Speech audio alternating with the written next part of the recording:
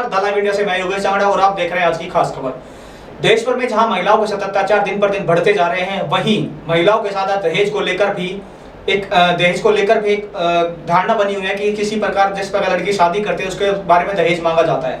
परंतु धारणाएं जिस प्रकार लोगों में बनी हुई है, दिन पर दिन ये धारणाएं लगातार बढ़ती जा रही हैं और जिसके कारण महिलाओं को प्रताड़ित होना पड़ता है। कहीं कोई महिला अपनी जान दे देती है तो किसी न किसी घरेलू हिंसा के कारण महिलाएं आज दिन पर दिन किसी न किसी चीज को लेकर वो अपनी जान देने को तैयार रहती है, क्योंकि उनके साथ जिस प्रकार शादी के बाद दहेज के जो केसेस आते हैं, जो उन पर शादी के बाद जो आरोप लगते हैं दहेज ना लाने का, उसे महिला प्रताड़ित होते हैं। घरेलू हिंसा तक का कार्य उनके साथ किया जाता है।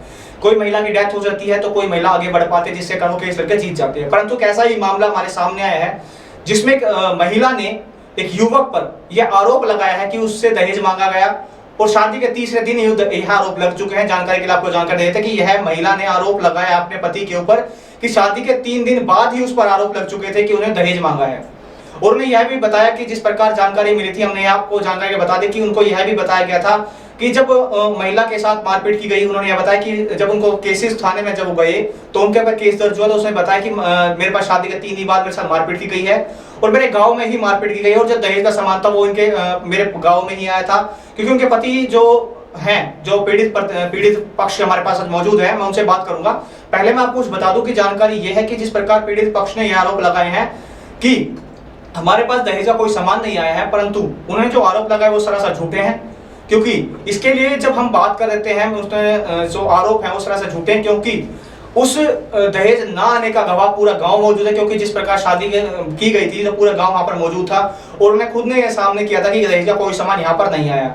परंतु जिस प्रकार ये दिन पर दिन ये केसेस आगे बढ़ते लगातार कोर्ट कचहरी पुलिस थाने तक हो गए, काफी चीजें और भी समस्याएं हो गई, जिससे युवक को उनके पति और घर वालों ने तो इतना परेशान कर दिया कि अपने आप से परेशान होकर सुसाइड करने तक की सोच नौबत आ गई थी।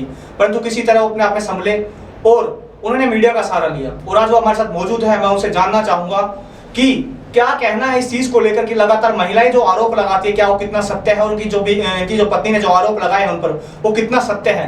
उन सब जानकारी के लिए भी मैं आज उनसे बात करूंगा, क्योंकि पीड़ित पक्ष मेरे साथ मौजूद है और मैं उनसे जानना चाहूंगा इस पूरे जो मामला था क्या था। इसी के साथ आज हम उनसे बात करते हैं। आज जान के बता दो, पीड़ित पक्ष मेरे साथ मौजूद है और मैं उनसे जानना चाहूंगा कि सारा जो मामला था, क्या मामला क्या है। सर, सबसे पहले तो आपका मैं जो आप परेशानी लेकर आज मीडिया के पास आए हैं, तो क्या मामला है और पूरी जानकारी दर्शकों को बताएं हमारे। सर, मेरी शादी 5 मार्च 2017 में दिल्ली से हुई थी। ओके। और मेरे गांव के सभी लोग आए थे और दोनों तरफ से ही गांव के आदमी थे और लड़की भी पीछे से उसी गांव की है। गांव कवाल से हूँ मैं, मुजफ्फरनगर जिला। तो सर, शादी रीति रिवाज मुस्लिम के हिसाब से हुई थी। कोई सामान मेरे घर पे नहीं गया था, पूरा गांव को पता है। मैं आज मीडिया के सहारे से ये सबको बताना चाहता हूँ आपके चैनल के माध्यम से। और मैं इसमें ये मदद चाहता हूँ सर, मेरे पर 498 का मुकदमा दर्ज कर दिया अब 4 साल के बाद। 4 साल बाद बीत जाने के बाद? हाँ जी, अब मुकदमा दर्ज हुआ है और इससे मैं बहुत परेशान हूँ, काफ़ी थाने के चक्कर काट रहा हूँ। तो मैं ये आपसे सहयोग चाहता हूँ सर, दुनिया को बताया जाए कि मैं निर्दोष हूँ और इसमें मेरी जाँच कराई जाए किस तरीके से। जो आप 498 पे 4 साल बाद केस दर्ज हुआ है, तो ये यहाँ तक 498 केस 4 साल बीच तक मामला दर्ज हुआ है, तो ये पूरा मामला था क्या, किस प्रकार क्या दिक्कत? शादी के 2 दिन बाद 7 तारीख को हम दिल्ली आए नाइट में।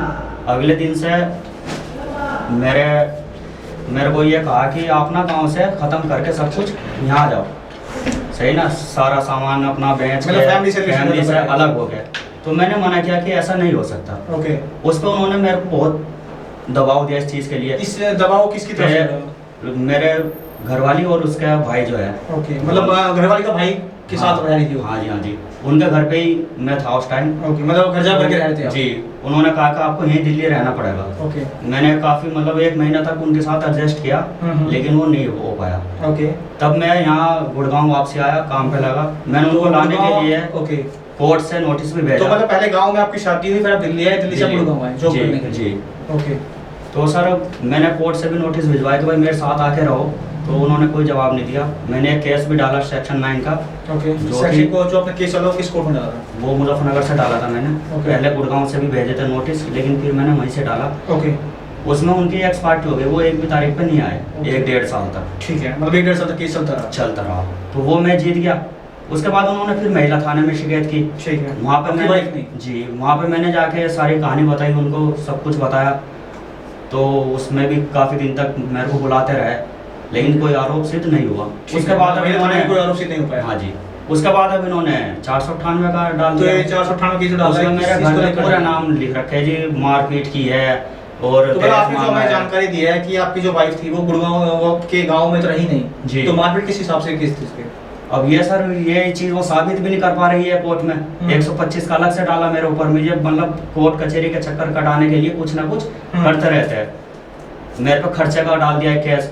ओके। जज साहब ने भी यही बोला भाई खर्चा किस तरीके से मिलेगा, आप रह ही नहीं हो साथ में, आप रहना भी नहीं चाहती, अभी तो भी ये रखना चाहता है। ठीक है, मतलब आप रहना चाहते हैं पर वो रहना नहीं चाहते। हाँ जी, मैं अभी भी उसको कह रहा हूँ कि भाई साथ में रहते हैं, घर बसाते हैं, ये मेरी कहानी है सर। ओके, तो जो केसेस हुआ था किस बेस को लेकर हुआ था? सर मेन कहानी तो ये थी कि वो मेरे को कह रहे थे घर से बिल्कुल अलग होना है, मतलब एक तरफ से घर से फैमिली को छोड़ के आप अकेले रहने हाँ, के लिए। दिल्ली रहना है उनके साथ में, ओके जो कि मेरे लिए बहुत मुश्किल है सर। ओके। तो उस चीज़ को लेकर बात बढ़ती गई और अब झूठे झूठे आरोप लगा के कह रहे हैं कि पूरे घर वालों को फंसा देंगे। तो 11 आदमी का नाम लिखवा रखे मौजूद हैं, सर। आप जो दिल्ली में जहाँ रहते थे वो कहाँ पर रहते थे? ये मतलब रेंट पे रहते थे या वैसे रहते थे? मैं तो रेंट पे बताया गया था शुरू में, लेकिन वो बाद में वो उसके मेरी वाइफ का नाम निकला वो फ्लैट। ओके। इस नाम जो जो मेरे से फ्लैट उन्होंने पैसे भी लिए थे कि हमें ये खरीदना है, ओके। लेकिन उन्होंने पहले ही खरीद रखा था, मेरे से पैसे उन्होंने झूठ बोल के लिए। फर्क है ना उसमें, मैं ये चाहता हूँ कि इसमें जांच हो जाए, निष्पक्ष अच्छे तो तरीके से अभी जांच जब हो आपकी जाए। केस चल रही है 498 केस गुजर से, तो अभी जो केस चल रहा है जी, ये कौन सी कोर्ट में चल रहा है, कौन से थाने में चल रहा है? ये सदर बाजार दिल्ली, ओके। उसमें 498 का मुकदमा दर्ज हुआ है। तो अभी फैमिली आपकी मौजूद सामने आई है कि नहीं है? फैमिली आई है, मेरे कुछ परिवार वाले बयान दे के गए थाने में, ओके। और जिस तरीके से रिश्तेदारों के नाम लिखवा रखे उन्हें बहुत मुश्किल हो रहा है, अलग अलग काफी जगह रहते हैं। मुजफ्फरनगर से आना दिक्कत भी ये है। वो जो हमारे बहनोई साहब है वो अलग रहते हैं, कहीं ओके। चंडीगढ़ है, दूर है। ओके। तो मतलब आप में कौन किस किस के नाम है इसमें जो 498 इसमें मेरी 4 सिस्टर्स है और 2 मेरे अलग से भाई है, उनके नाम है, मेरे माँ बाप और मेरे जीजा जी है दोनों। मतलब जो वाइफ आपके घर पे रही नहीं, हाँ जी हाँ जी, उसने मारपीट का केस दर्ज कराया। तो अभी जो केस चल रहा है आप क्या चाहते हैं? मैं ये चाहता हूँ सर इसमें एक निष्पक्ष जांच हो जाए अच्छे से, और जो दोषी हो उसको सजा दी जाए ओके अच्छे से, इसमें जांच हो जाए निष्पक्ष। ओके। तो लगातार जो बातें सामने आई थी, आपने बताया थी कि जब आपकी वाइफ गांव में कभी गई नहीं, हाँ। तो उन्होंने 498 मुकदमा भी दर्ज किया। उससे पहले भी 5 तारीख की शादी थी, साथ में हमारे यहाँ एक प्रोग्राम था, साथ में फिर नाइट में हम दिल्ली आ गए। ओके। उसके बाद में हम दिल्ली रहे करीब 1 महीना तक। उसके बाद फिर मैं गुड़गांव आ गया दिल्ली से डायरेक्ट। ओके। तो मतलब आपकी वाइफ कभी गाँव गई नहीं? गाँव नहीं गई 7 तारीख के बाद। तो ये आपने 2 दिन की बस वो है। 5 में तो शादी हुई थी नाइट में, सुबह के टाइम तो हम पहुंचे थे नाइट में। मतलब आपने 6 तारीख को ही सिर्फ वहाँ गए थे? 6 की नाइट में वो रुकी थी बस, और 7 की नाइट में हम दिल्ली थे।